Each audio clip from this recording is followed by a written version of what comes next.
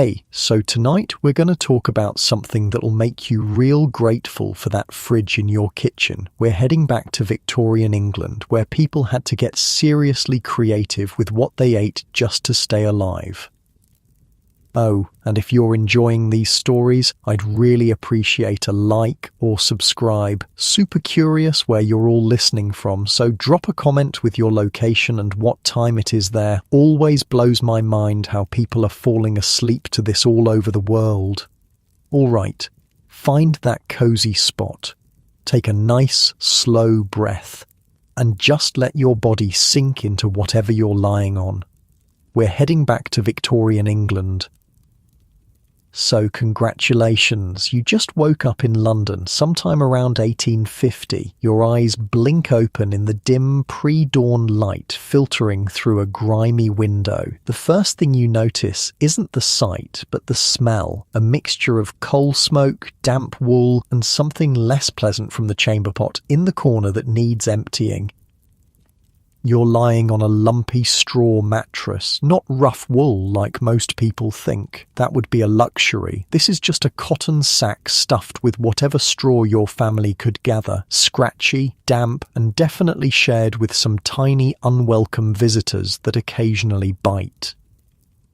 Your stomach growls immediately. That hollow, empty feeling is your constant companion in this time. Your fingers are cold as you pull the thin blanket aside. The chill of the room hits you hard. No central heating here, just the lingering warmth from last night's coal fire, which died out hours ago because coal costs money, and money is something your family doesn't have much of. Outside, you can already hear the calls of street vendors. Hot eels! Get your hot eels! A woman's voice, rough from years of shouting, cuts through the thin walls. London is waking up, and with it the daily struggle to find enough food to keep going. Good news, you're alive in one of the most transformative periods in human history. The Industrial Revolution is changing everything, and Queen Victoria sits on the throne of the most powerful empire the world has ever seen.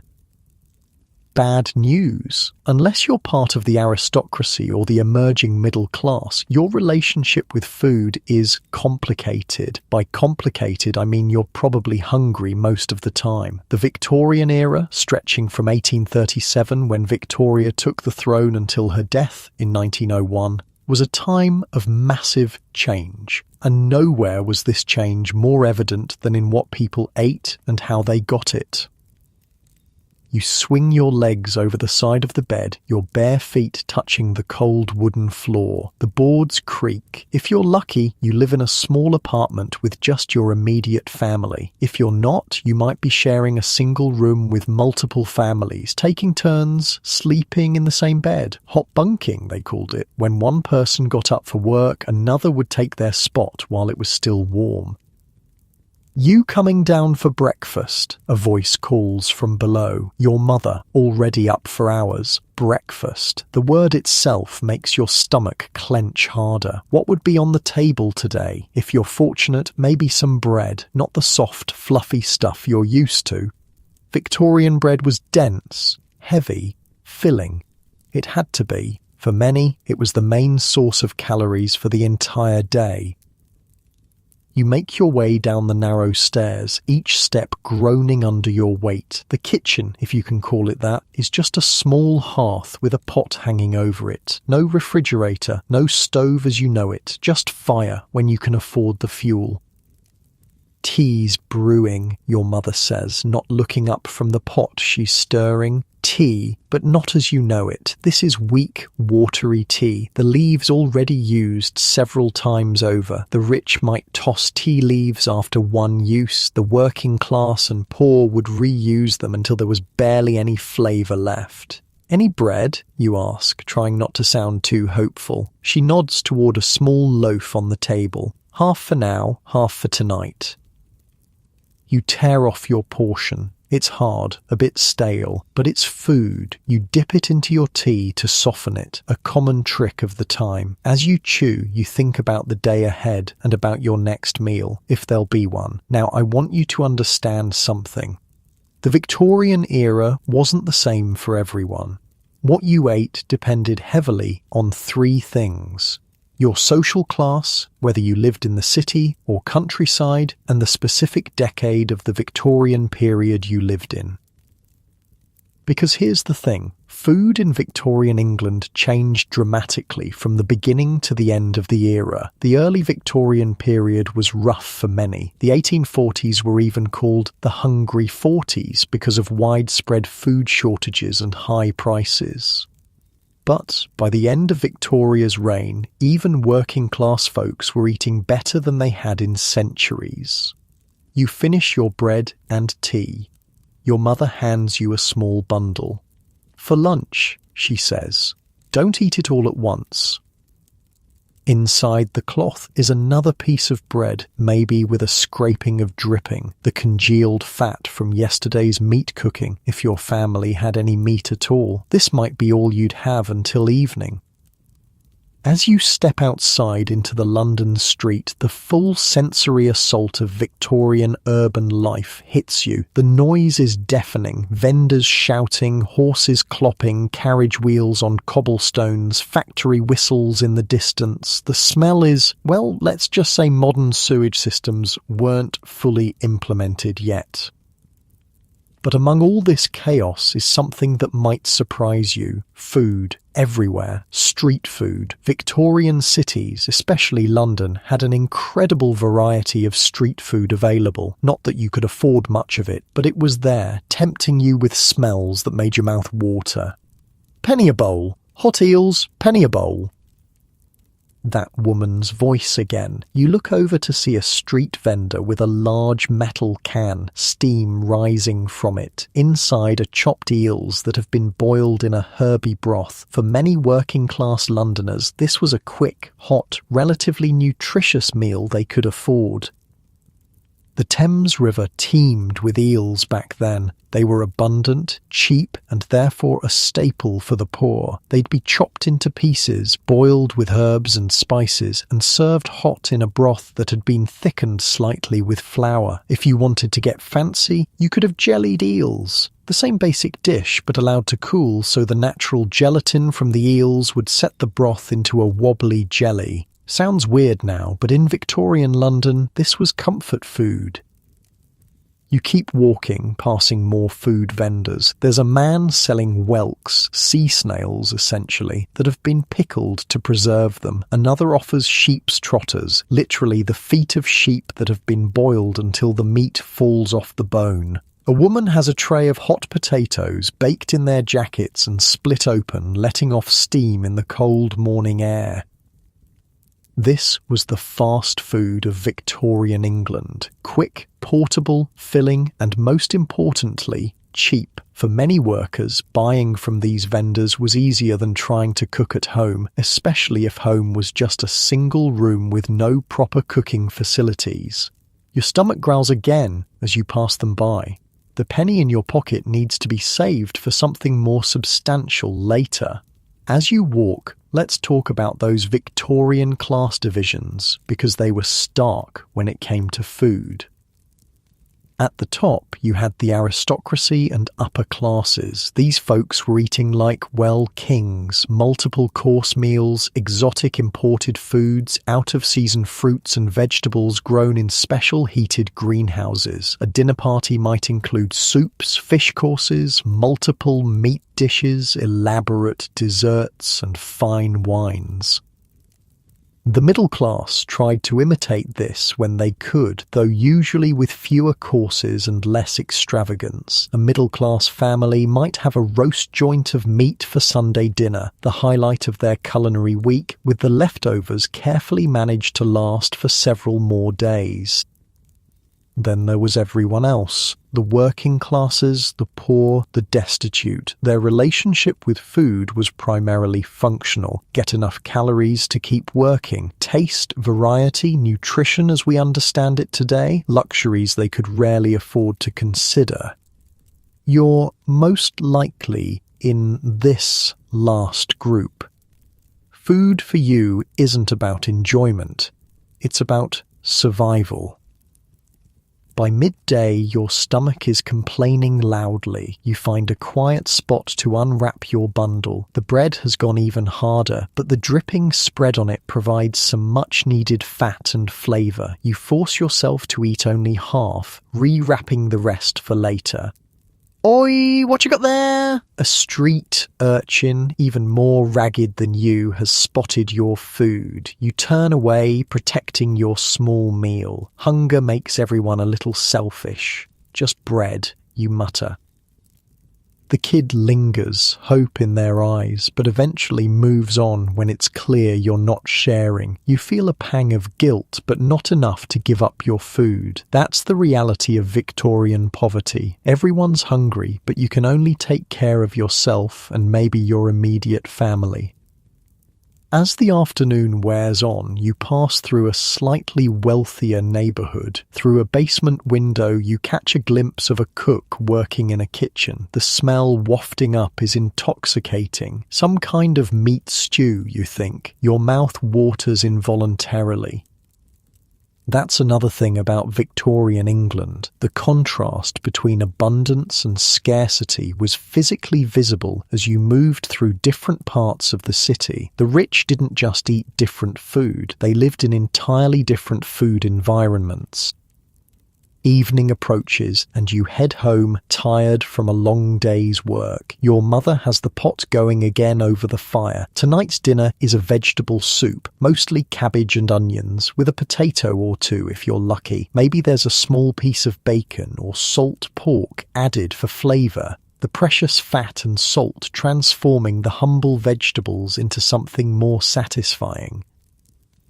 Cabbage was a mainstay of the Victorian working-class diet. It was cheap, available year-round, and filling. Isabella Beeton, the famous Victorian domestic writer, specifically recommended fried cabbage as an economical meal that could feed a whole family. But it wasn't just cabbage.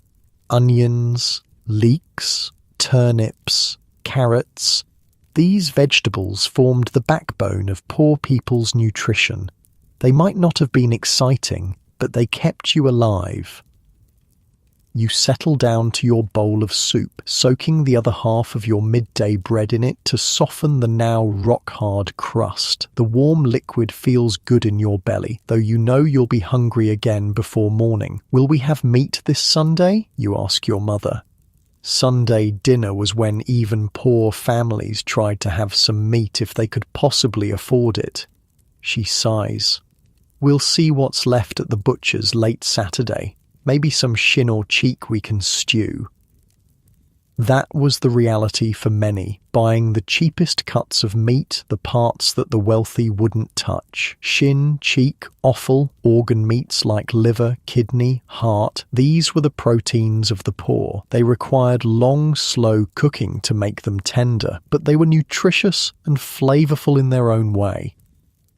If meat was truly unaffordable, there were other options for protein. Eggs if your family kept chickens or cheese, though both were often sold rather than eaten if money was tight. Beans provided protein too, and were a common ingredient in soups and stews. After dinner, your mother makes a final pot of tea, even weaker than the morning's brew. The same leaves now giving up their last hint of flavour. You drink it anyway, the warmth more important than the taste. As you climb back up to your bed, the straw mattress doesn't seem quite so uncomfortable now that you're exhausted. Your stomach isn't full, it's rarely truly full, but the hollow ache has subsided for a while. You drift off to sleep thinking about Sunday, hoping for that small piece of meat to look forward to. In the streets below, the last calls of the food vendors fade as they pack up for the night. Hot eels and penny pies give way to the general rumble of a city that never truly sleeps, even in Victorian times. That's the daily rhythm of food for the Victorian working poor, not the elaborate dinner parties depicted in costume dramas, but a constant creative struggle to get enough calories to keep going. Bread, vegetables, weak tea and occasional meat. Simple food, but precious.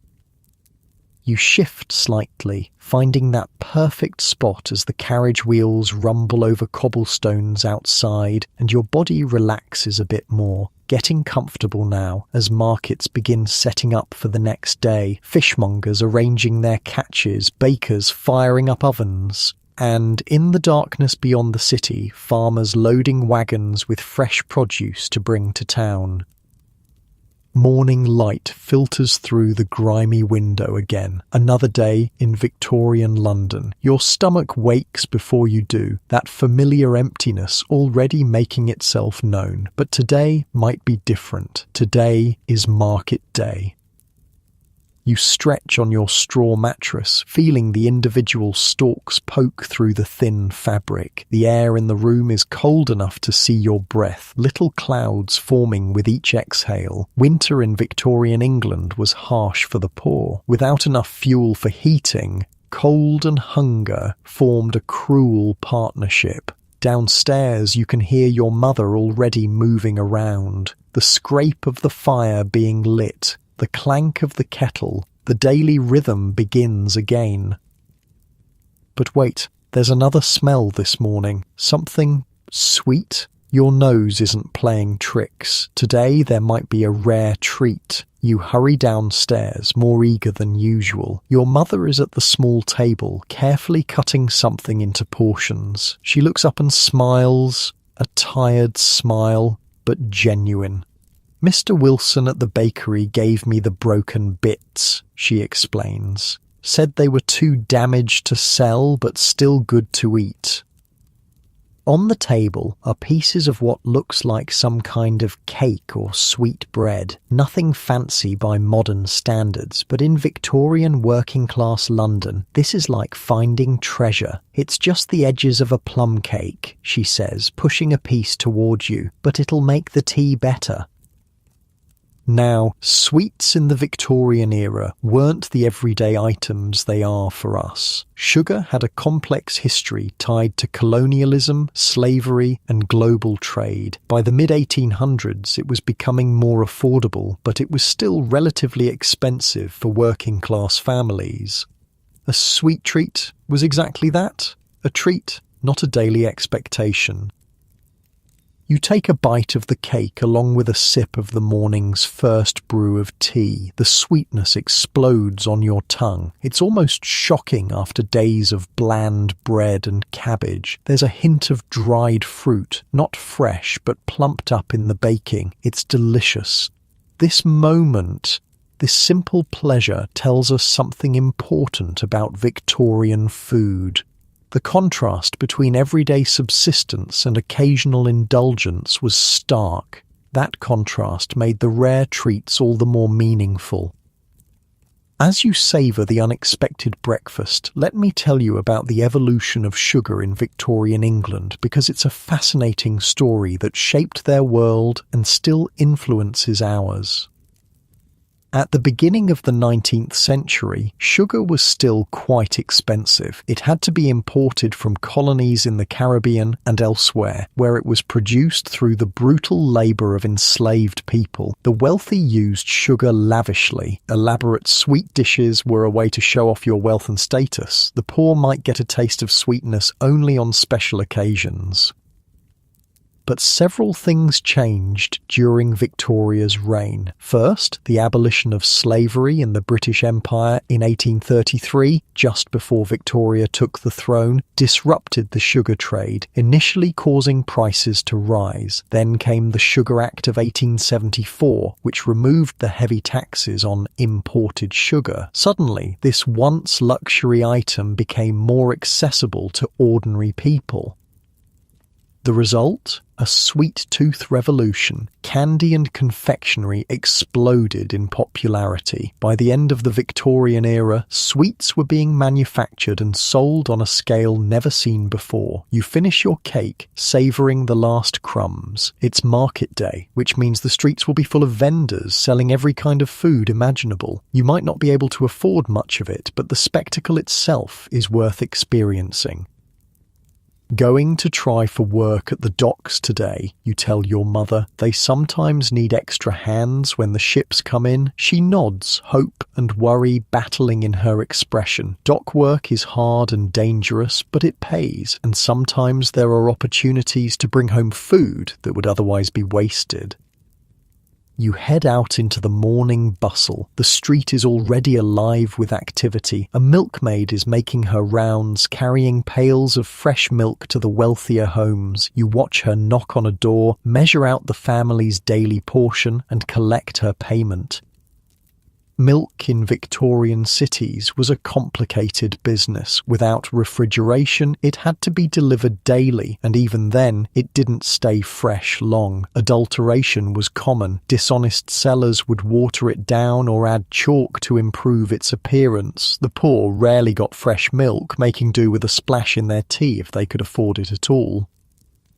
As you walk toward the docks, the streets get busier. Market day brings everyone out, from wealthy housekeepers buying for their employers' tables to poor women trying to stretch pennies as far as possible. The market itself is a sensory overload. Shouting vendors, haggling customers, the smell of fresh produce mixed with less pleasant urban odours, colours everywhere. The red of tomatoes, the green of cabbages, the brown and white of eggs, the silver flash of fish scales. Speaking of fish, the fishmonger's stall is one of the busiest. Fish was an important protein source for Victorians of all classes, though what kind you ate depended on your wealth. The rich might enjoy salmon or trout. The middle classes would have cod or haddock. The poor made do with herring, sprats, eels, and other cheaper options. Fresh cod, straight off the boat, a vendor shouts, displaying his wares on a bed of ice, a luxury in itself, ice being a valuable commodity before refrigeration. Next to him, another seller has a different approach. Penny a scoop, whelks and cockles, penny a scoop.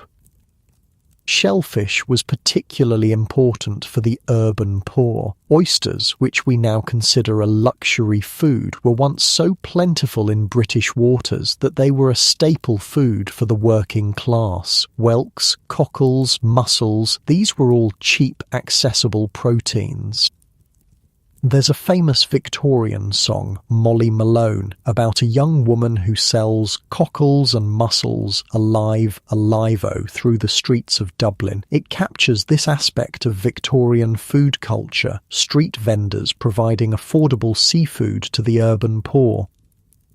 You continue through the market, your empty stomach a constant reminder of your purpose. The dock is your destination, but the displays of food are distracting. There's a baker with loaves of bread lined up, a butcher with various cuts hanging from hooks, the better cuts at eye level, the cheaper offal and trimmings lower down for those who can't afford better. One stall catches your attention. A woman is selling what look like small, round, red and white striped candies. Bullseyes, finest mint bullseyes, she calls out. Now this is something special from Victorian times. The bullseye candy, named because its red and white stripes supposedly resembled a bullseye, was one of the most popular sweets of the era. Despite the somewhat unappetizing name, these mint-flavoured hard candies were beloved by those who could afford them. The 1800s saw an explosion in candy production and consumption. Advances in manufacturing made it possible to produce sweets in larger quantities and at lower prices. By the end of Victoria's reign, candy was no longer just for the wealthy. It was increasingly accessible to working-class people, too. You pause, tempted. The penny in your pocket could buy you several of these sweet treats, but it could also buy half a loaf of bread or a bowl of hot eels that would do more to quiet your hunger. Practical needs win out over momentary pleasure, a common calculation for the Victorian poor. You finally reach the docks. The Thames is busy with ships being loaded and unloaded, goods from all over the British Empire flowing in and out of London. You join a group of men waiting for the foreman to pick day labourers. You, and you, and you. The foreman points, selecting men from the crowd. You hold your breath, hoping, you too, lad. Half day's work unloading the sugar ship. Sugar ship. This could be a stroke of luck. Unloading sugar often meant some would be spilled and workers might be able to collect a little of this valuable commodity to take home. The work is back-breaking. Sacks of raw sugar, each weighing more than you do, must be carried from the ship to the warehouse. By midday, your muscles are screaming, your hands are blistered, and your clothes are damp with sweat despite the cool air. But you've managed to gather a small amount of spilled sugar carefully tucked into a cloth in your pocket. Your mother will be thrilled. This means sweeter tea for a few days, or perhaps she can make a simple treat with it. The foreman pays you your half-day's wage, a few coins that will help with next week's rent. It's not much, but combined with the sugar, today has been a success. On your way home, you decide to spend a fraction of your earnings on food. The smell of hot pies from a street vendor is too tempting to resist. These aren't the fancy meat pies of the wealthy, with their buttery crusts and choice fillings. These are humble affairs, a thin crust containing whatever meat was cheap that day, bulked out with onions and potatoes. What's in them today? You ask the vendor.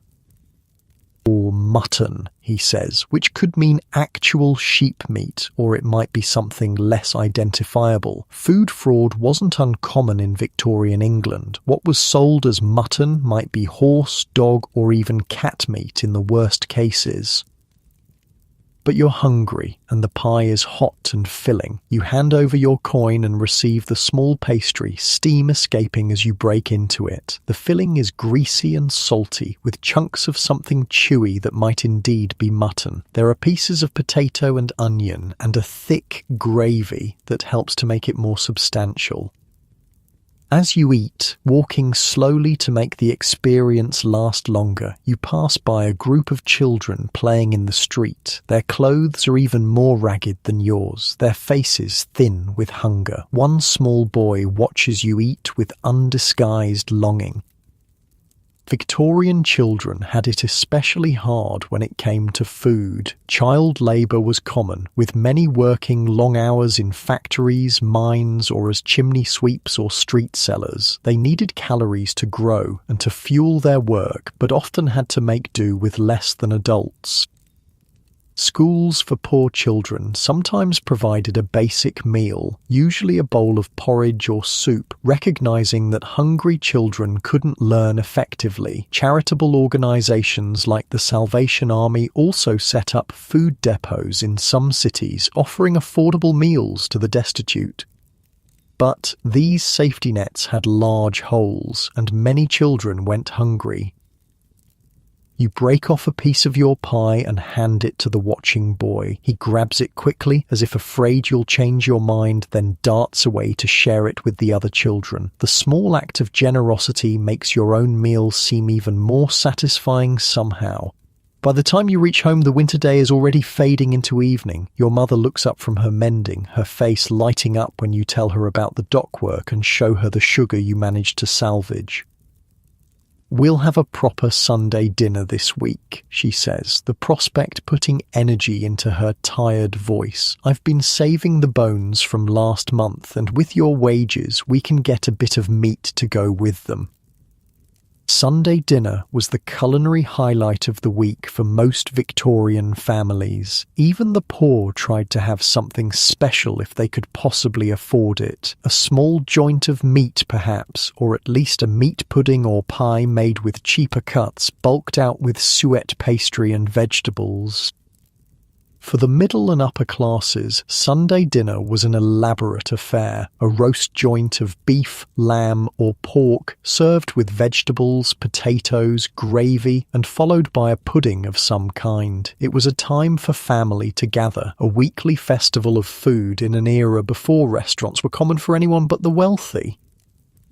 Your mother sets about making the evening meal, more vegetable soup, but with a precious sprinkle of the salvaged sugar added to balance the cabbage's bitterness. The simple addition transforms the humble dish into something more complex and satisfying.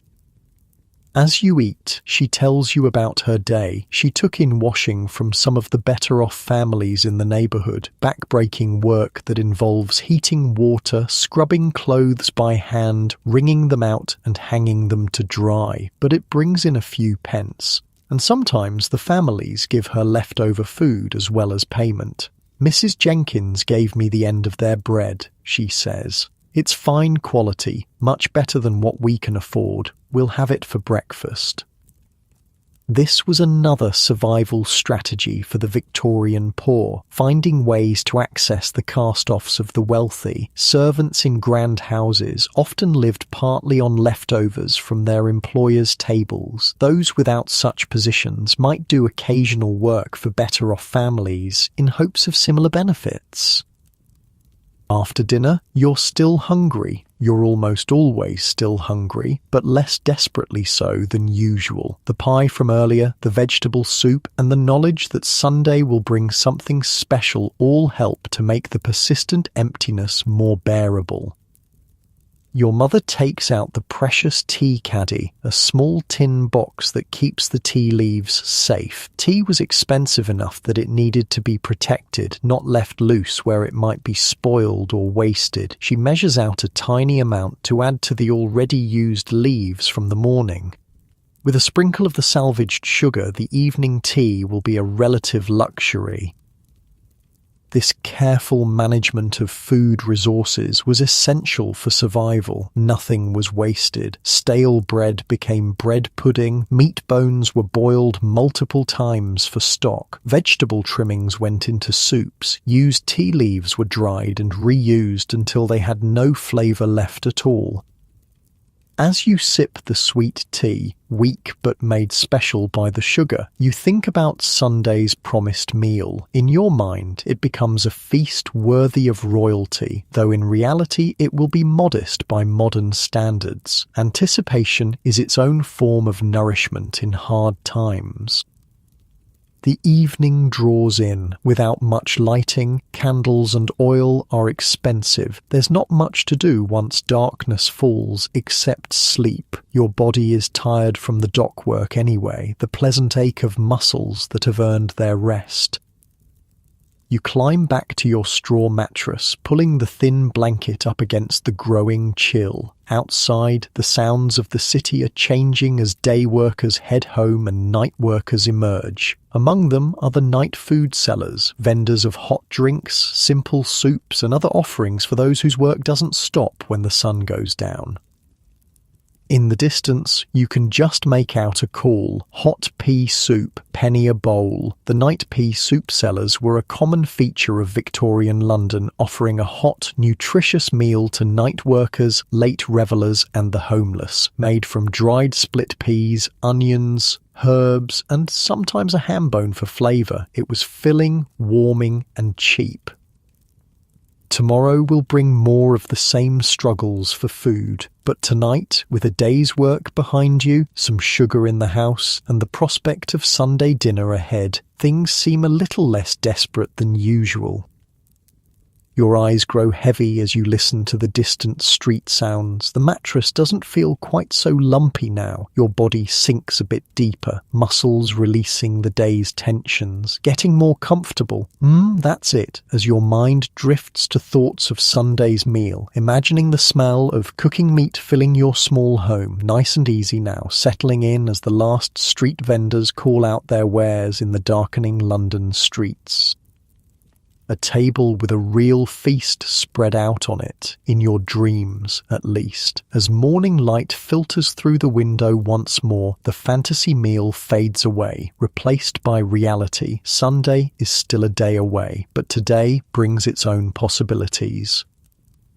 You blink away sleep, feeling the weight of your body against the straw mattress. The familiar sounds of morning in Victorian London filter in through the thin walls, vendors already calling, carriage wheels on cobblestones, the distant whistle of an early train. Each muscle relaxes as you take a moment before facing the day. Downstairs, your mother has already started the morning routine. The kettle sings softly on the hearth. She's cutting the bread from Mrs. Jenkins, noticeably whiter and finer than what you usually eat. White bread was a status symbol in Victorian England. The wealthy ate the refined white loaves, while coarser, darker bread was for the poor. Ironically, that coarse brown bread was actually healthier, containing more of the grain's nutrients, but the Victorians didn't know that. White bread meant wealth and refinement. It's what everyone aspired to eat. Got plans today? Your mother asks as you sit down to breakfast. Thought I'd try the market again, you say. End of the day, sometimes they sell things cheap rather than take them home. She nods approvingly. This was another survival strategy, timing your shopping to get the best deals. At the end of the market day, prices would often drop as vendors tried to offload perishable goods. A savvy shopper with even a few pennies could sometimes get bargains. The tea today is slightly better than usual, brewed from the first steeping of the day's leaves with a tiny pinch of yesterday's salvaged sugar. The bread is a revelation, soft, white, and free from the gritty bits sometimes found in cheaper loaves. Adulteration of food was a serious problem in Victorian England. Unscrupulous bakers might add chalk, alum, or even ground bones to flour to make it go further. Milk might be watered down. Coffee could be bulked out with chicory, or even ground acorns. The poor were most vulnerable to such practices, lacking the power to complain or shop elsewhere. It wasn't until later in the Victorian era that food safety laws began to address these issues. The 1860 Adulteration of Food and Drink Act was a start, but it had limited effectiveness. The Sale of Food and Drugs Act of 1875 had more teeth, imposing penalties on those caught adulterating food products. Breakfast finished, you head out for the day. The streets are quieter than on market day, but still busy with the constant flow of Victorian urban life. You pass a street seller with a large metal can strapped to his chest, steam rising from it. Pea soup, hot pea soup. The smell is tempting, rich, savoury, warming. Pea soup was a staple food for the Victorian working class, made from dried split peas, onions, and sometimes a bit of bacon or ham for flavour. It was nutritious, filling, and relatively cheap. Street sellers would carry it in insulated containers, serving it in mugs to customers who drink it on the spot, then return the mug. You keep walking, saving your pennies for potential market bargains later. The city opens up around you, the close-packed slums giving way to slightly better areas, then to commercial districts. The smell changes too, less sewage and unwashed bodies, more coal smoke and horse manure. Not exactly pleasant, but different. On a corner, you spot a man selling hot potatoes from a cart with a small oven built into it. Jacket potatoes, hot and floury, penny each. Potatoes were another cornerstone of the Victorian poor diet. Introduced to Britain centuries earlier, by Victoria's reign they had become essential. They were relatively cheap, grew well in British soil, and provided good calories for working people. The Irish potato famine of the 1840s showed the danger of over-reliance on a single crop, but in England, with its more diverse agriculture, potatoes remained a reliable staple. A hot jacket potato could warm both hands and belly on a cold Victorian day. Next to the potato seller is a woman with a different offering. Gingerbread! Fresh gingerbread! Gingerbread was a popular Victorian sweet treat. Made with molasses or treacle rather than expensive refined sugar, it was relatively affordable. The spicy warmth of ginger made it particularly welcome in winter months. Some sellers would make elaborate moulded gingerbread figures, but this woman's offerings are simple squares, more affordable for working people. The smell triggers a memory from childhood, a rare treat on a holiday, the sweet, spicy taste unlike anything in your usual diet. Your mouth waters, but again, you resist. The market bargains are your priority today. By midday, you've walked several miles through the city. Your stomach complains, but you've grown used to ignoring it. Finally, you reach the market. It's not as busy as yesterday, but there's still plenty of activity. You wander through, noting prices, calculating what might be most filling for the least money. A fishmonger catches your eye. He has a barrel of pickled herring, a common food for the working class. Herring were abundant in British waters, and when pickled would last without refrigeration. The strong flavour took some getting used to, but the fish provided valuable protein and fat. "Tuppence for 4, the fishmonger says, seeing your interest. "Good ones these, pickled last week." You consider it. 4 herrings would make a good addition to tomorrow's meals, and they'd keep for a few days. You decide to wait, though, seeing if prices drop further as the day goes on. Next, you pass a butcher's stall. The prime cuts are well out of your price range, but there's a tray of what looks like offal, organ meats and trimmings. There are kidneys, liver, tripe, cow stomach, and something you recognise as a sheep's head. Offal was a crucial protein source for the Victorian poor. Parts that the wealthy disdained were affordable and, when properly prepared, nutritious and even tasty. Kidneys could be devilled, cooked with spicy seasonings. Liver and onions was a classic dish. Tripe could be simmered until tender. A sheep's head could provide multiple meals. The meat picked off, the brain turned into a spread, even the tongue utilised. What's the sheep's head going for, you ask?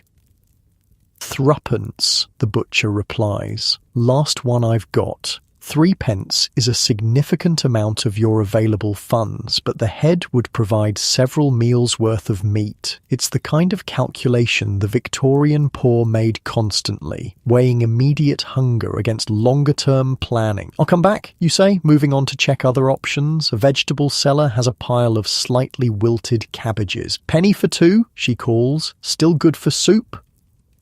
Vegetables that were past their prime were another budget option. They might not look appealing, but cooked into a soup or stew, they provided valuable nutrition at a fraction of the cost of fresher produce.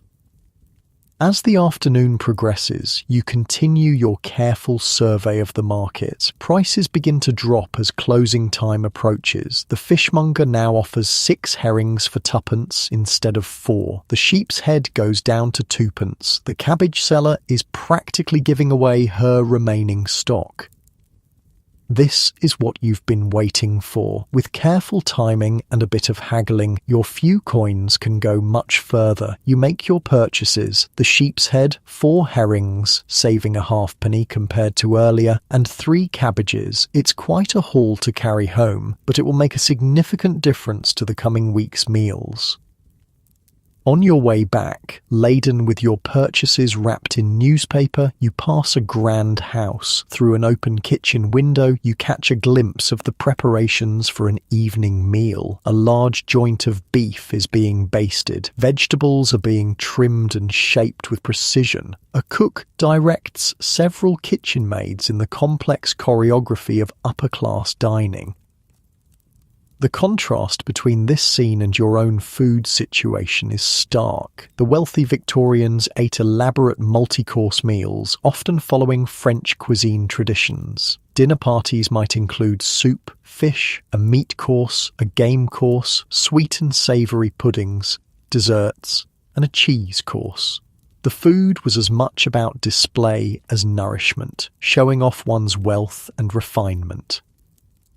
The middle classes emulated this when they could, though usually with fewer courses and less extravagance. They increasingly employed servants, including cooks, as the Victorian era progressed, and the servant problem became a common topic of conversation among the upwardly mobile. But for the poor, food remained primarily functional. Getting enough calories to survive was the priority. Taste, presentation, and variety were luxuries few could afford to prioritize.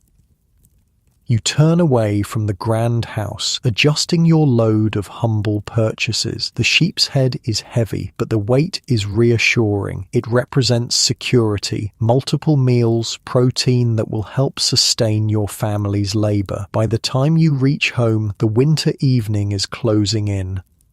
Your mother is surprised and pleased by your market success.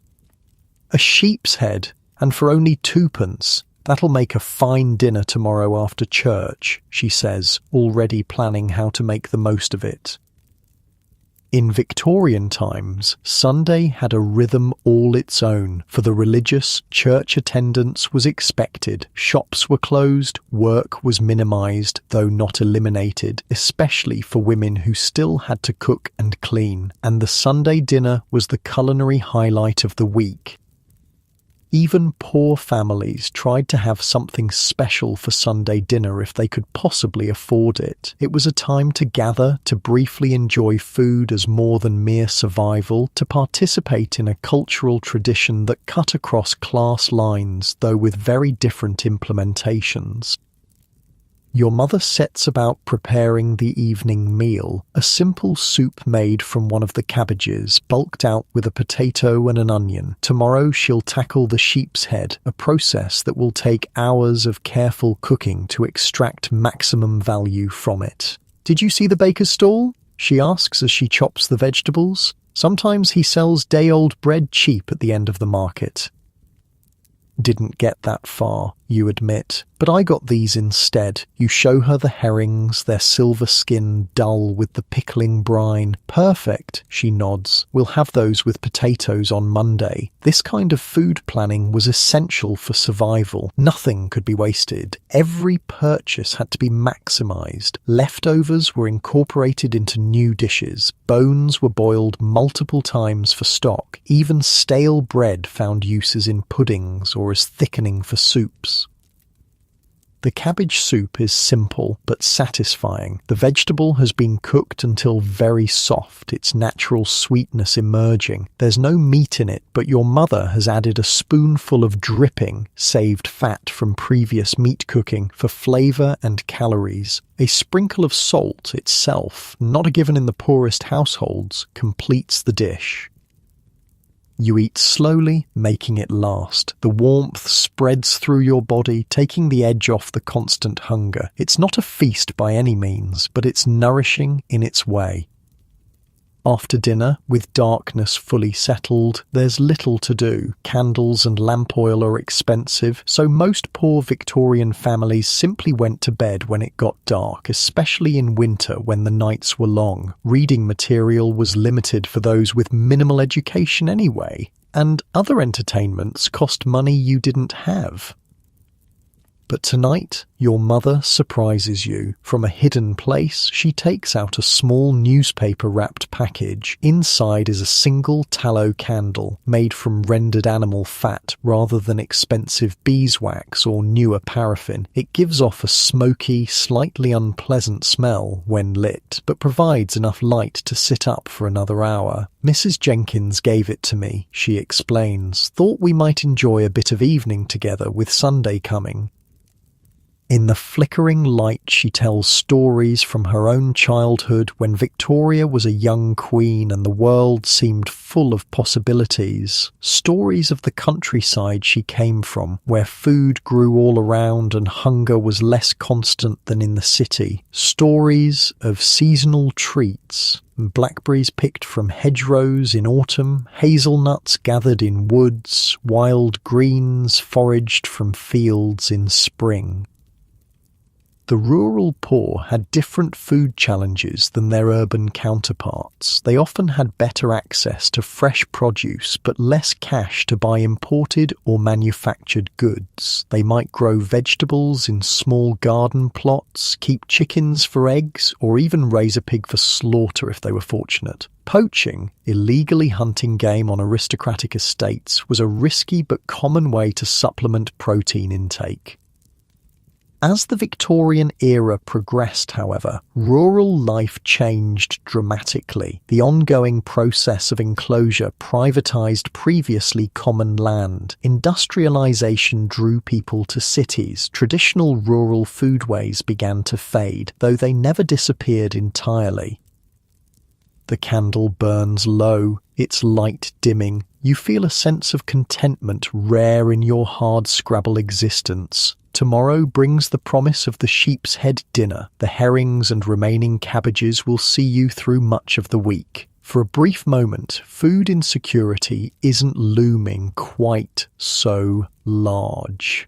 Time for bed, your mother says as the candle gutters out. Church in the morning, then I'll start on that sheep's head. You climb back to your straw mattress, feeling the days walking in your tired legs. The smell of cabbage soup lingers in the small home, not unpleasant now that it represents a full belly. Outside, the city continues its nighttime rhythm. Distant shouts, occasional carriage wheels, the lamplighter making his rounds in better neighbourhoods. Morning comes with the sound of church bells. Sunday in Victorian London had its own soundscape, less industrial noise, more religious calling. You dress in your slightly better clothes, still patched and worn, but kept for Sunday use.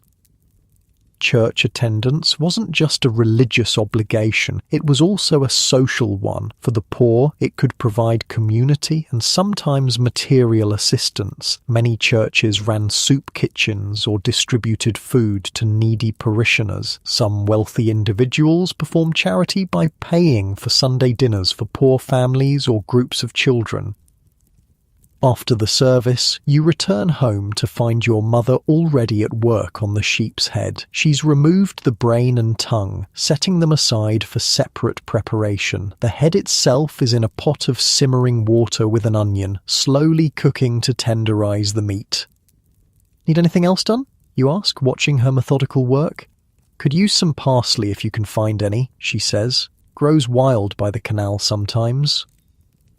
Foraging was another survival strategy, even in urban environments. Certain plants grew in neglected corners of the city, dandelions, nettles, parsley, and other edibles that could add variety and nutrition to otherwise plain meals. Knowledge of what was safe to eat and where to find it was passed down through generations. You head out to check the canal banks, walking through a quieter Sunday London. Many shops are closed, though food vendors still operate. The smell of Sunday dinners cooking drifts from homes and boarding houses, roasting meat for those who can afford it, simpler fare for others. Near the canal, you find a patch of wild parsley growing in a damp, sunny spot. You pick a good handful, careful to leave plenty for future growth. Sustainability was an instinctive practice for those who relied on such resources. On your way back, you pass a street vendor selling hot chestnuts from a brazier. The warm, sweet smell is enticing. Chestnuts were a popular Victorian street food in winter months, providing both warmth and nutrition. They contained carbohydrates, protein, and fat, all valuable for hard-working bodies in the cold. You have a halfpenny left from yesterday's market trip. After a moment's hesitation, you spend it on a small paper cone of hot chestnuts. It's an indulgence, yes, but a modest one, and the warmth in your cold hands is worth it. You eat one, savouring the sweet, starchy flavour, then save the rest to share with your mother.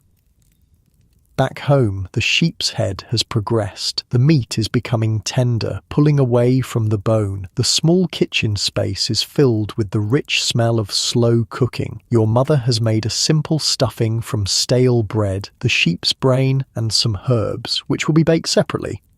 Found the parsley, you say, presenting your foraged herb. And these? You offer the remaining chestnuts.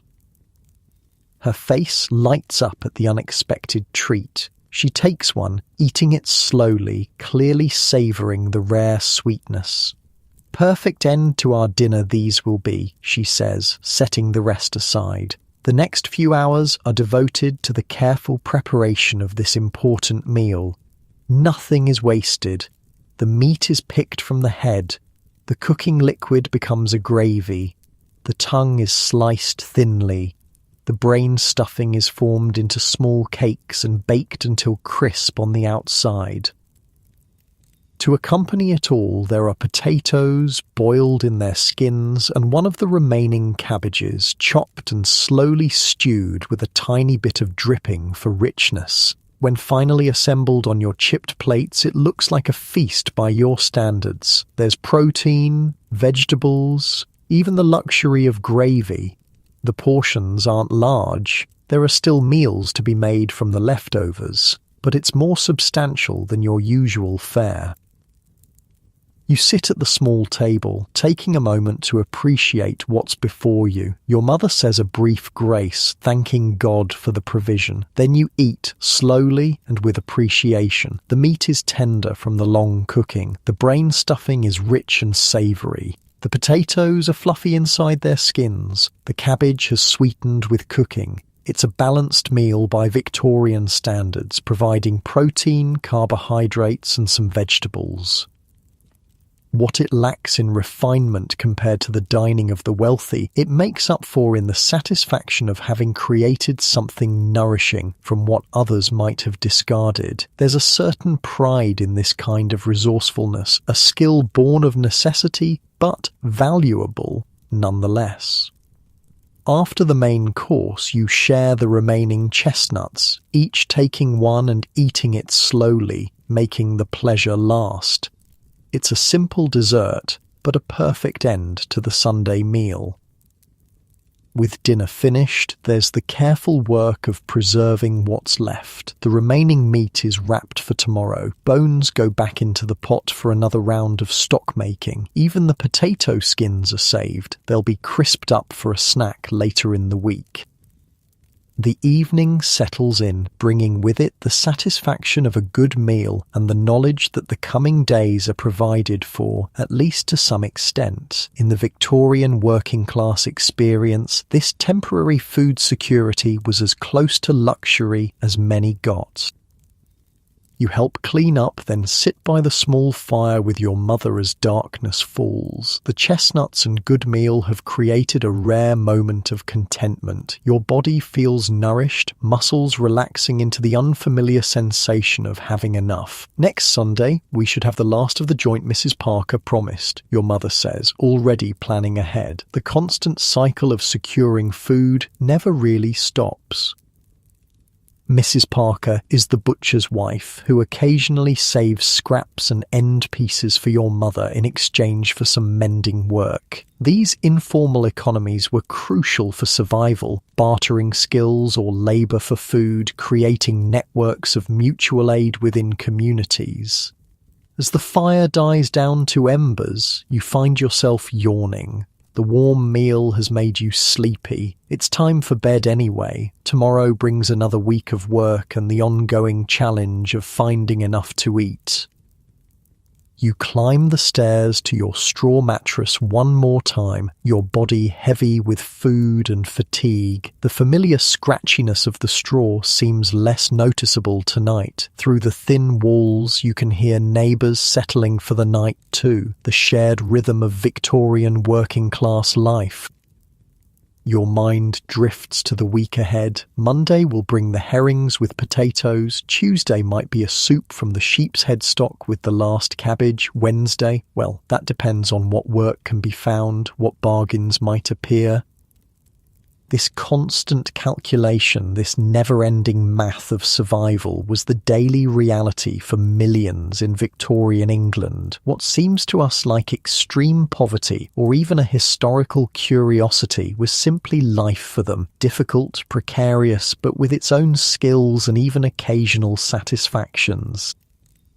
Your eyelids grow heavy as you settle deeper into the mattress. The night sounds of the city fade as your awareness turns inward. Your muscles loosen one by one, the tension of constant hunger temporarily eased by the Sunday dinner. Your breathing slows naturally as you sink toward sleep, drifting on the unusual sensation of being truly satisfied, getting comfortable now, nice and easy as your body relaxes completely and your mind begins to wander into dreams of Dreams of endless tables laden with food, a fantasy that dissolves as dawn breaks on Monday morning. The comfort of Sunday's good meal lingers in your body though. Your muscles feel stronger, your mind clearer. It's amazing what proper nourishment can do, even if it's just for one day out of 7.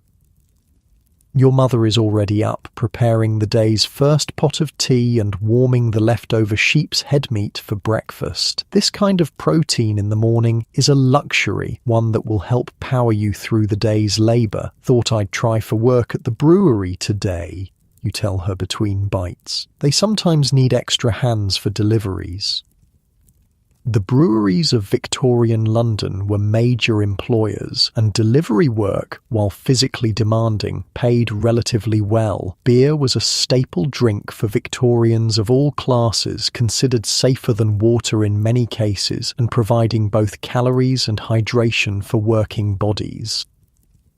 You finish breakfast and head out into the morning bustle. The streets are alive with workers making their way to factories, shops and construction sites. The Industrial Revolution had transformed work and consequently eating patterns. Factory schedules meant fixed meal times. Long hours meant food had to be portable or available for purchase near workplaces. The brewery looms ahead, a massive brick structure with tall chimneys releasing clouds of steam and the distinctive yeasty smell of beer production. You join a group of men waiting outside the delivery entrance, hoping to be selected for the day's work. The foreman appears, eyeing the assembled hopefuls. "Need 6 strong backs today," he announces. "Big delivery to the docks." You straighten up, trying to look capable and energetic. The Sunday protein helps. You don't have the hollow-eyed look of those who've had nothing but bread and tea. You, the foreman points, selecting his crew. You hold your breath. "You too, lad. Look like you can handle yourself." Relief washes over you. A day's work means a day's pay, and that means more security in the constant battle against hunger. The work is indeed strenuous, rolling heavy barrels of beer onto wagons, securing them for transport, then unloading them at taverns and shops throughout the docklands. Each barrel weighs more than you do, and by midday your muscles are screaming. "Half hour for dinner," the foreman announces as the church bells strike noon. Dinner, in Victorian working-class parlance, meant the midday meal, not the evening one. For labourers, it needed to be substantial enough to fuel the afternoon's work. Some men had brought food from home, bread and cheese wrapped in cloth, or perhaps a slice of bacon between bread. Others would buy from nearby food vendors. You've brought some of the leftover sheep's head meat, carefully wrapped in newspaper, with a chunk of bread. It's a good meal by your standards, providing protein and carbohydrates to keep you going. As you eat, sitting on an empty barrel in the brewery yard, you observe your fellow workers. Most look perpetually hungry, with the lean, wiry build common to working-class Victorians.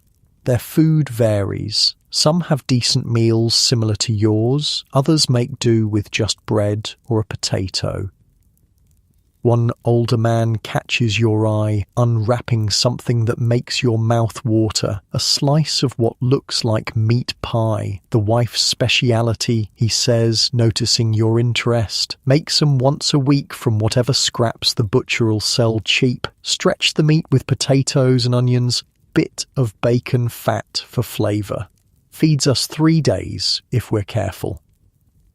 This kind of food strategy was common, finding ways to make expensive ingredients like meat go further by combining them with cheaper fillers. Pies, puddings and stews all served this purpose, turning a small amount of protein into multiple meals.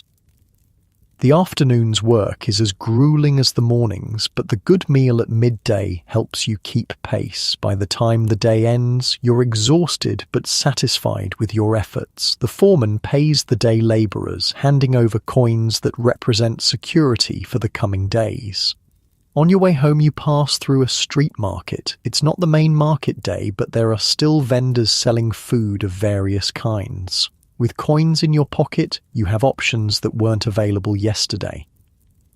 One stall catches your attention, a woman selling what look like small black puddings. Black pudding was a traditional British food made from blood, usually pig's blood, mixed with fat, oatmeal and seasonings, then formed into sausages and boiled. Rich in iron and protein, it was nutritious and relatively affordable. Fresh made this morning, the vendor assures you. Tuppence for two. You consider it. The herrings are planned for tonight, but these would keep for tomorrow and provide a welcome change from the sheep's head leftovers. You decide to make the purchase, exchanging 2 pennies for the wrapped puddings. With your remaining money, you buy a small loaf of bread and a couple of apples, not the prime specimens that would go to wealthy homes, but slightly bruised ones sold at a discount. Fruit was a relative luxury for the poor, especially in winter when availability was limited and prices higher. When you reach home, your mother is preparing the herrings for dinner, laying them out with boiled potatoes. The small fish have been soaked to remove some of the salt from the pickling process, then will be lightly fried in a bit of dripping. Got paid, you announce, showing her your purchases. Black pudding for tomorrow, fresh bread, and even some apples. Her face lights up at this unexpected bounty. We'll have an apple each tonight and save the rest for tomorrow, she decides, already incorporating the new items into her mental meal plan. The herring dinner is simple but satisfying. The fish is salty and rich, providing valuable omega-3 fats, though neither of you would have known to call them that. The potatoes provide filling starch, and the apple, slightly soft but still sweet, is a perfect end to the meal, a burst of fresh flavour in a diet often dominated by preserved and cooked foods. As you eat, your mother shares news from her day's work. Laundry again, this time for a boarding house. They gave me the heel of a ham to take home, she says. Not much meat left on it, but it'll flavour a soup nicely. This kind of payment in kind was common in the informal economy. Cash was scarce, but food could be shared or bartered. The ham bone might have little monetary value, but would add rich flavour to a pot of otherwise plain vegetables. The evening passes quietly. With better food in your bellies and the security of both wages and provisions in the house, there's a rare sense of ease. Tomorrow is provided for, at least in terms of basic sustenance. Morning brings a light drizzle, the kind of damp chill that seeps into bones and makes physical labour even harder. But there's hot tea to start the day, and black pudding fried crisp on the outside, soft within. It's rich, savoury food that sits heavily in the stomach, providing lasting energy. You head out again in search of work, this time trying the docks. Victorian London's port was one of the busiest in the world, a hub of the global trade network that fueled the British Empire. Ships arrived daily carrying goods from across the globe, many of them food items that were transforming British diets. Tea from India and China, sugar from the Caribbean, spices from the East Indies, wheat from America and Australia, beef from Argentina, fruit from Mediterranean countries. The Victorian era saw an explosion in food imports that gradually changed what was available and affordable. Not that most of these exotic imports reached working-class tables in any quantity. Tea was the exception. It had become affordable enough to be a staple even for the poor, though often brewed weak and reused multiple times. But sugar remained relatively expensive until late in the Victorian period, and tropical fruits were rare luxuries. The dock foreman shakes his head when you inquire about work. "Nothing today, lad. Ship we were expecting's been delayed." Disappointed but not surprised, such is the precarious nature of casual labour, you decide to walk through the market area again. Sometimes opportunities arise unexpectedly, and being in the right place at the right time can make the difference between eating and going hungry. As you walk, the rain intensifies, driving many people to seek shelter. You duck under the awning of a shop, joining others waiting out the worst of the downpour. Next to you, a woman with a basket is muttering in annoyance. "Needed to get these to the hotel kitchen before noon," she says to no one in particular. Looking closer, you see her basket contains mushrooms, wild ones, apparently gathered from parks or woods on the city outskirts.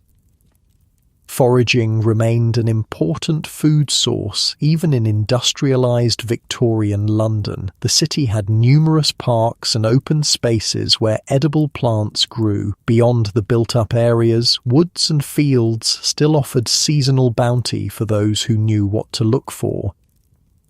Mushrooms, berries, nuts, and wild greens all supplemented diets, especially for those on the economic margins. The knowledge of what was safe to eat, where to find it, and when it was in season was valuable information passed down through families or communities.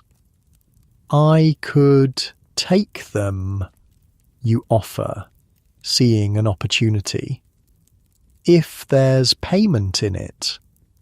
The woman eyes you assessingly. "Hotel pays me 6p for the lot. I'll give you 2p if you get them there dry and before noon." It's a fair offer. You take the basket, covering it with your jacket to protect the mushrooms from the rain, and get directions to the hotel. It's in a wealthier part of London, catering to businessmen and visitors rather than locals.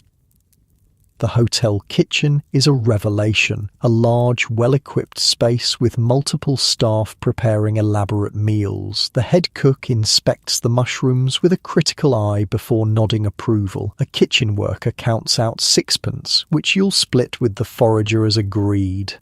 But before you leave, the cook gestures to a pot simmering on the massive stove. "Had breakfast yet, lad? We've more porridge than the guests wanted. Help yourself to a bowl if you've the time." This unexpected generosity isn't as rare as you might think. While Victorian society had stark class divisions, individual kindness still existed. Many cooks and household staff would share leftovers or excess food with the poor, especially children or those who seemed particularly hungry. The porridge is like nothing you've had before, creamy, sweetened with sugar and topped with stewed fruit. It's a far cry from the plain oats cooked in water that might be your usual fare if you could afford oats at all. You eat it slowly, savouring each spoonful, aware of the luxury it represents. With a full stomach and 2p in your pocket from the mushroom delivery, you head back to the forager to deliver her share. She's grateful for both the money and for staying dry while you made the trek to the hotel. "Look me up if you need work again," she says. "I supply several kitchens and sometimes need reliable hands."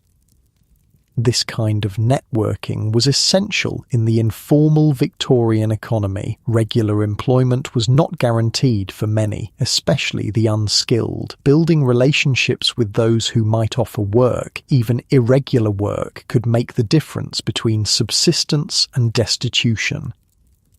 The rain has eased to a drizzle again, and you continue your walk through the market area. The wet weather has deterred some vendors and customers, making the usually bustling space quieter than normal. Those who remain have a bedraggled look, trying to protect their goods from the damp. A fruit seller catches your eye, frantically trying to cover his display as a new shower threatens. You help him secure an oilcloth over the stall, earning a nod of thanks. "Appreciate it, lad. Here, take these for your trouble." He hands you a small bag of plums, slightly overripe but still perfectly edible. "Need to sell the best ones, but these are good enough for cooking." Another windfall. Fruit was often scarce in poor diets, especially in winter and early spring before the new season's crops came in. These plums might be past their prime for eating fresh, but they'd stew up beautifully with a little water and perhaps a precious pinch of sugar. With your unexpected bounty, tuppence and a bag of plums, you decide to head home earlier than planned. The continuing rain makes finding casual work unlikely, and you've already had more success than many would on such a day. Your mother is surprised to see you back so soon, but delighted by the plums. "These will make a lovely pudding with the last of yesterday's bread," she says, already planning how to transform the simple ingredients into something special.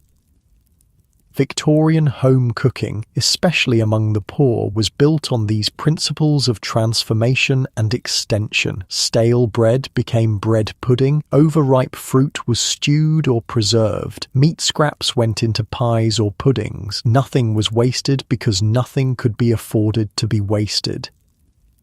The afternoon is spent indoors, escaping the persistent rain. Your mother teaches you to darn socks, a valuable skill in a time when clothing was expensive and had to last as long as possible. Like food, clothing had to be maintained, repaired, and repurposed to extract maximum value. By evening, the small home is filled with the sweet smell of cooking plums. The bread pudding bakes slowly by the fire, the stale bread soaking up the juice from the fruit, creating a simple but delicious dessert. Dinner is the black pudding from this morning, sliced and fried again, served with the last of the potatoes and some onions. It's a filling meal, rich in iron from the blood in the pudding, with the starch of the potatoes providing energy. The bread and plum pudding that follows is a perfect end to the meal, sweet, comforting and satisfying. In the flicker of firelight with rain pattering on the roof and good food in your belly, there's a moment of contentment that transcends the usual hardships. "We've done well these past days," your mother says, sipping the last of the evening's tea. "Better than many."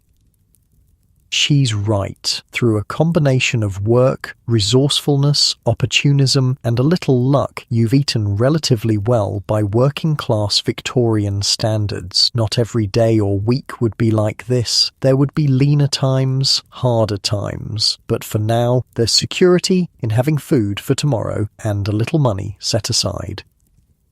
This was the constant balancing act of Victorian working-class life, taking advantage of good fortune when it came, stretching resources as far as possible, and developing the resilience to weather the inevitable hard times. As the fire burns down and evening deepens into night, you reflect on the food cultures you've encountered in just these few days, from street vendors selling eels and potatoes to the elaborate preparations glimpsed in the hotel kitchen to your mother's careful transformation of simple ingredients into nourishing meals. Victorian food was not a single thing, but many things, varying dramatically by class, location, season, and individual circumstance. What united these diverse experiences was the central importance of food in daily life and thinking. In an era before social safety nets, securing food was a primary concern that shaped behaviours, relationships, and entire communities. You climb the familiar stairs to your straw mattress one more time, your body heavy with the day's good fortune in food. The usual hunger that might keep you awake is absent tonight, replaced by the pleasant fullness of the black pudding, potatoes, and fruit desserts. Outside, rain continues to fall on Victorian London, drumming softly on the roof. Inside, in the quiet darkness of your small room, there's the rare luxury of falling asleep without the gnawing emptiness of hunger. Your muscles relax one by one, the tension leaving your body as you sink deeper into the mattress. Your breathing slows naturally, each exhale a little longer than the one before. That heavy, comfortable feeling spreads through your limbs as your mind begins to drift.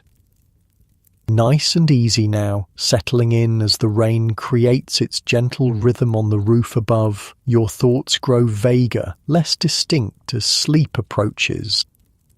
where tables groan with food that never runs out. The dream lingers as you open your eyes to a new Victorian morning. Rain has given way to weak sunshine filtering through the window. The city sounds different today. There's excitement in the air, voices calling with more animation than usual.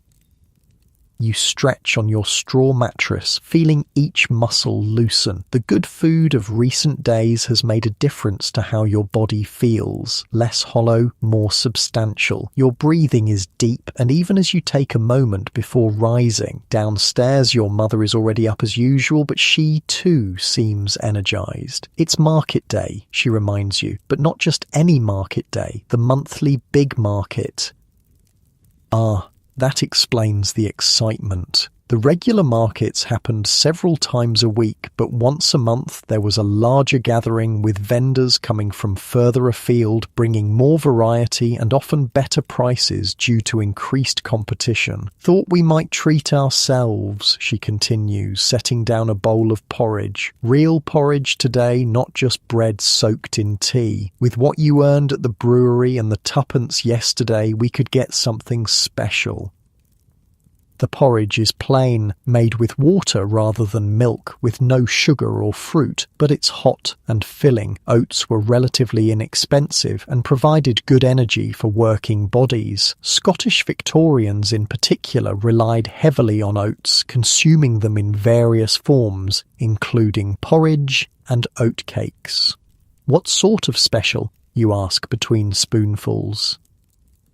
She smiles mysteriously. We'll see what catches our eye. But I was thinking perhaps a bit of cheese, or an orange. I haven't had an orange in years. These suggestions reveal much about Victorian food priorities. Cheese was nutritious and delicious, but relatively expensive for the poor. Oranges were exotic imports, available primarily in winter months, and represented a rare treat rather than an everyday food. Breakfast finished, you both prepare for the market expedition. It's a family outing of sorts, a break from the usual routine of work and subsistence. Even in the hardest lives, such small pleasures were important, moments of choice and agency in existences often defined by limitation and necessity.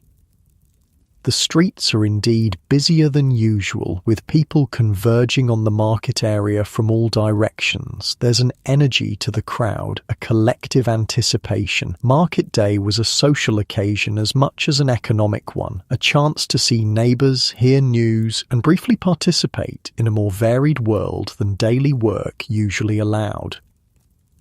The market itself is a sensory explosion. Colours, sounds, smells, all competing for attention. Vendors shout their wares and prices. Customers haggle and debate. Children weave through the crowd on errands or simply for the excitement of it all.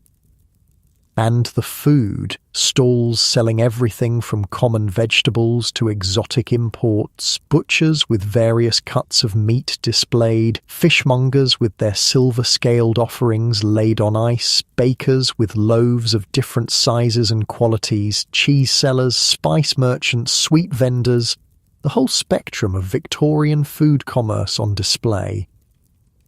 Your mother leads the way, her experienced eye assessing quality and value with each glance. She pauses at a vegetable stall, examining carrots and turnips. Good for a stew, she murmurs, selecting a few of each. Root vegetables were staples for the Victorian working class. Relatively cheap, available year-round, and filling. They could be stored without refrigeration and added to soups and stews to make a small amount of meat go further.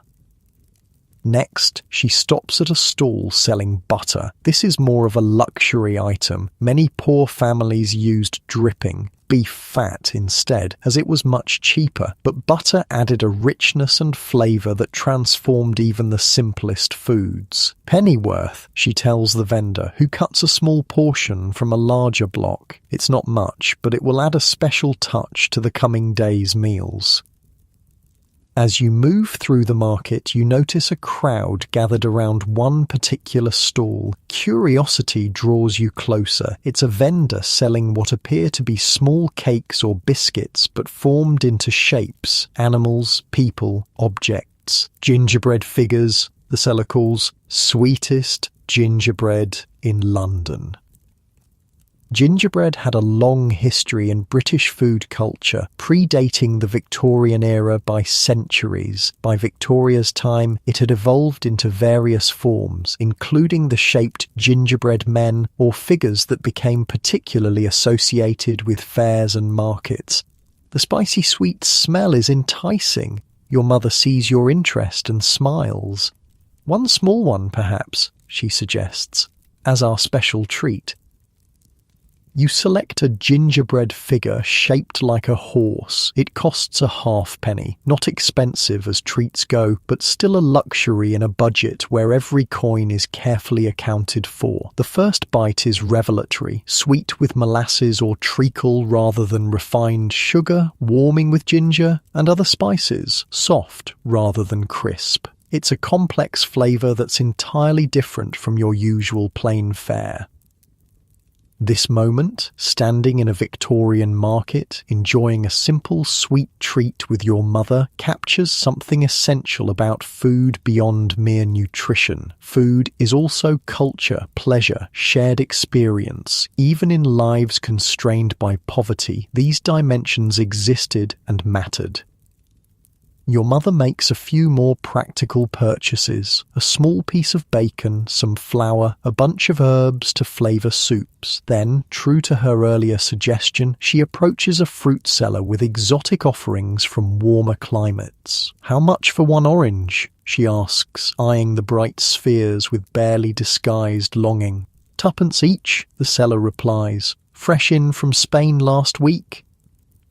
She hesitates, clearly calculating whether this luxury is justifiable. Twopence could buy a significant amount of more filling food. Bread, potatoes, even some cheaper cuts of meat. An orange, while delicious and nutritious, would be gone quickly and leave little lasting impact on hunger.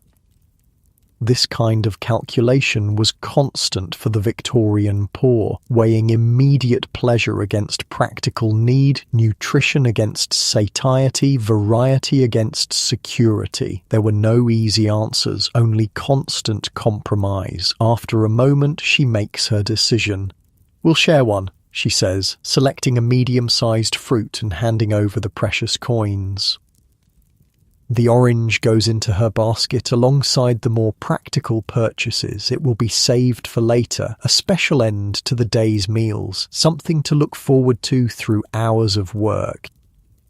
As you continue through the market, your attention is caught by a different kind of vendor, one selling cooked food for immediate consumption. Victorian cities had vibrant street food cultures long before the term existed, with vendors selling everything from hot pies to roasted chestnuts, from whelks to baked potatoes.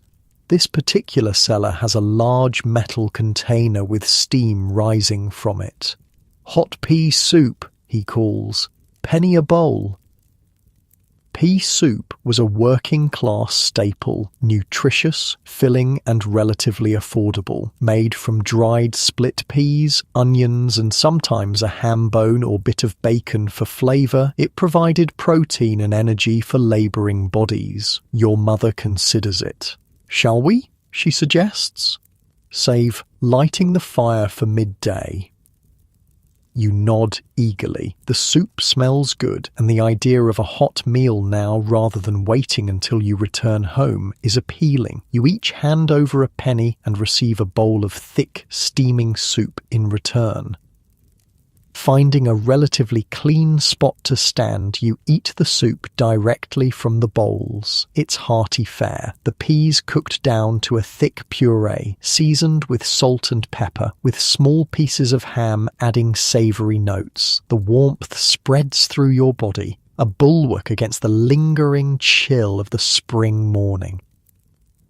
This kind of ready-to-eat food was an important part of working-class Victorian diets, especially for those with limited or no cooking facilities. Many poor families lived in single rooms or lodging houses where cooking was restricted or impossible. Street vendors filled this need, providing hot, affordable food that could be consumed on the spot.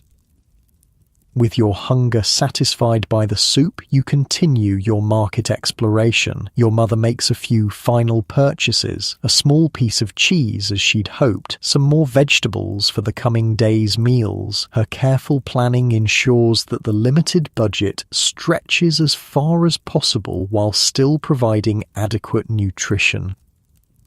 As you prepare to leave the market, a commotion near the center draws your attention. A well-dressed man is addressing the crowd, standing on a crate to make himself visible. "Ladies and gentlemen," he calls, "allow me to demonstrate the marvel of modern food preservation. Canned delicacies from around the world, fresh as the day they were prepared."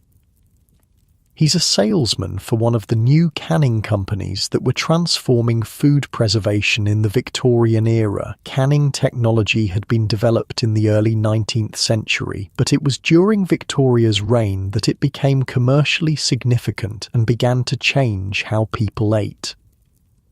The demonstrator holds up various cans, fruits, vegetables, meats, even complete meals. "No more worrying about spoilage," he proclaims. "No more seasonal limitations, the bounty of summer available in the depths of winter." This was indeed revolutionary. Throughout human history, food preservation had been a constant challenge. Smoking, salting, pickling, and drying were traditional methods, but all had limitations. Canning offered a new level of convenience and variety, though initially at prices that made it more accessible to the middle and upper classes than to the poor.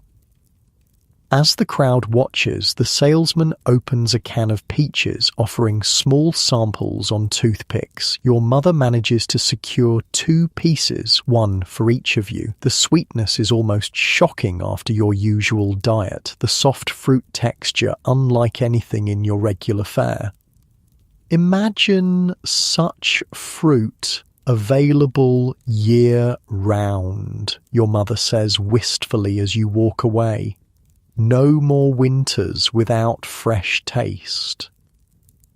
By the late Victorian period, this dream would become more accessible as food preservation technology improved and prices decreased. But in the earlier and middle parts of the era, such convenience remained largely a luxury for those with greater means. The market visit complete, you head home with your purchases, a successful expedition that will enhance the coming day's meals. The orange is carried carefully, treated with the reverence its status as a special treat deserves. Back in your small home, your mother sets about organising the new provisions. The vegetables go into a small cupboard where they'll keep for several days. The butter and cheese are wrapped carefully in damp cloth to preserve their freshness as long as possible. The bacon is hung from a hook where air can circulate around it. This careful management of food resources was essential in an era before refrigeration. Knowing how to store different foods to maximize their usable life was a crucial domestic skill passed down through generations and adapted to the specific challenges of urban Victorian life. For midday dinner, your mother prepares a simple meal of bread with a thin scraping of the precious butter, accompanied by a small portion of the cheese. Even this modest enhancement transforms the plain bread into something more satisfying, the rich fats complementing the starchy base. After eating, you set out again in search of work. The afternoon is spent at a construction site where they need extra hands to move building materials. It's hard labour but pays relatively well. By evening, you return home tired but with additional coins in your pocket. More security against the constant threat of hunger. Your mother has prepared a more substantial evening meal, a soup made with the vegetables purchased at the market, enhanced with the small piece of bacon for flavour. There's bread alongside it and the remaining cheese to follow. And then, the moment you've both been anticipating, the orange. Your mother brings it out almost ceremonially, placing it on the table between you. With care, she peels it, the sharp citrus scent filling the small room. The peel is set aside. It too will be used, perhaps dried and added to tea for flavour or used to scent the home. She divides the fruit precisely in half, ensuring equal shares. The bright segments gleam in the fading evening light, exotic treasures in your humble setting.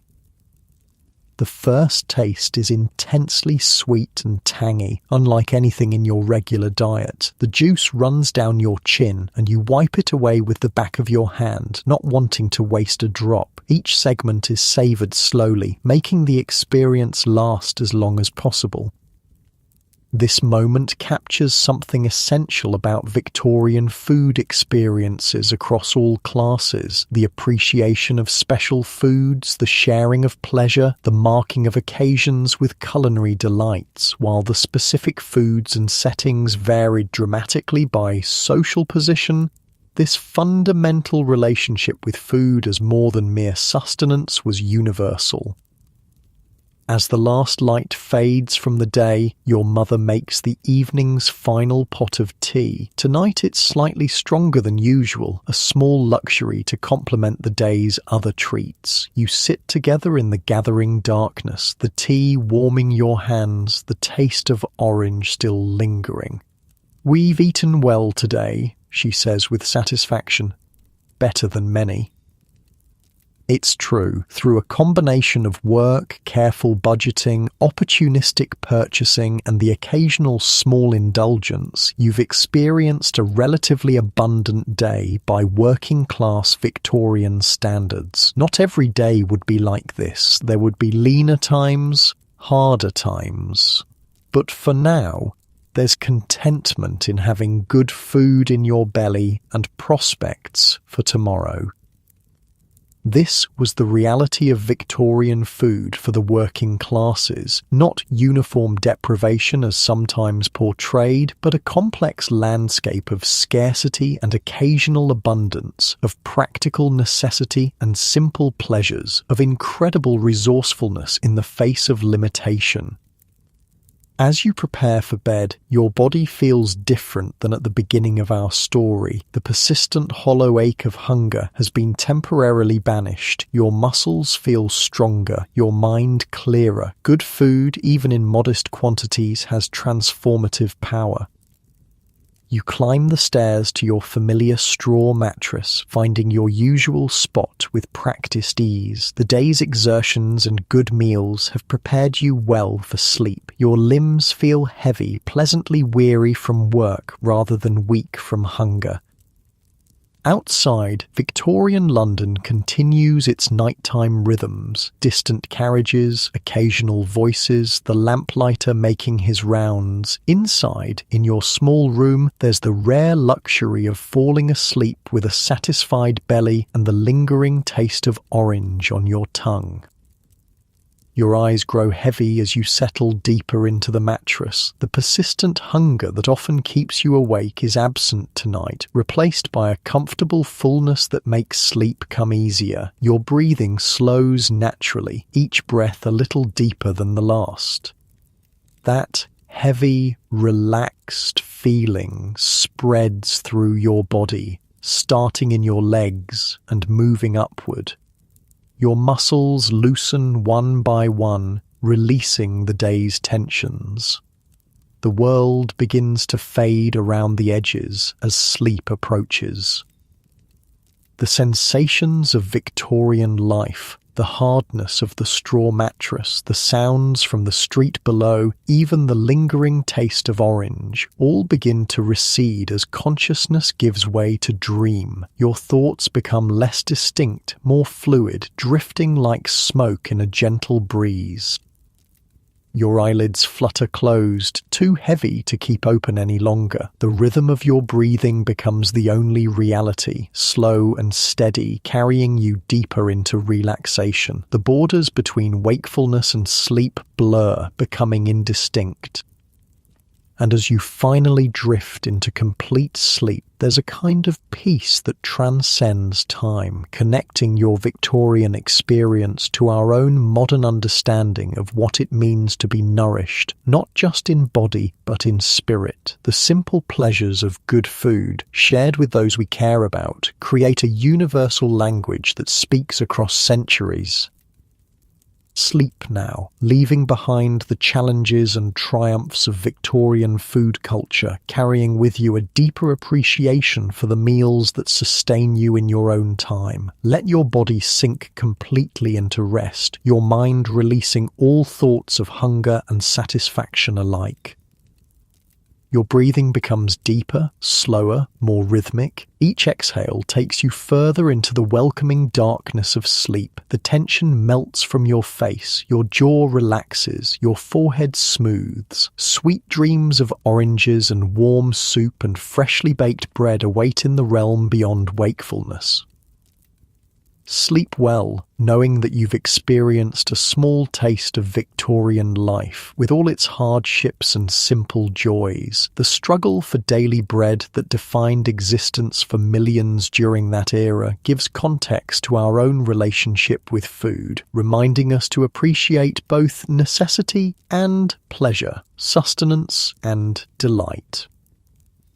Your consciousness fades completely now, sleep embracing you fully. Rest in the knowledge that you've briefly walked in Victorian shoes, understanding a little better the daily negotiations with hunger and satisfaction that shaped an era. Drift off now completely and peacefully into the deep and healing sleep your body craves.